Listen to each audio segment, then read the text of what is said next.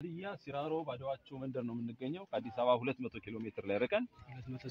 በየቤተሰቡ በሚባል ደረጃ ነው ከፍሯል እየተባለ ያለው አሁን እኛ አባት 15 ልጆች ነበሯቸው 5 ልጆች ከፍረውብኛል ነው እያሉ ያሉት ባለቤታቸውስ ምንድነው ባለቤታቸው ኢሴቤ ኦስማንም ከፈቱ እሷም ከፍራለች ባለቤቱም ከፍራለች ኮዲም ተከታላ ራማ እሱን ተከታትዬ ካን ቀበሌ ታከዳም ማናን መላየ ታጥኒያ ሁቁሙ በቀበሌ ላይ አመራሮችም ኃይል ቢኖር ብዬ ጠየቅኳቸው ነገርኳቸው ሞከቶ እሰም መላየ ሰነ ማከራስኩ እነሱም ቢሞክሩም ለከነሱም አቅም በላይ ይሆናል ደባዳ ቀበሌ ሊቀመንበርንም ካውሻፍ ሱማሬ ወደ ቀበሌ ሊቀመንበርም ሲያደርስ መካ ማነ የግረማ ኮኔ ማፍተ ግረማ ቀበሌ ሊቀመንበሩ በዚህ ሰዓት ላይ መብቱ የተጠበቀ ነው ሾለሌን ማና ታተዩኩ ልትዋረን ነው የመጣው ብሎ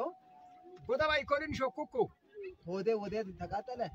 ንሚና ጋር እሱ ሰበከውም እነሱ ወደኛ ቤት ገብቶ ሲሰብኩ ኒካሳም ዳዋ ፍሳ ይገራ ኤማን ሆላ አማዲም ሆጎም የኛ ለምንድን ነው እንዲ ዳዋ አውጥቶ እነሱን ለማባረር ለምንድን ነው የማይቻለው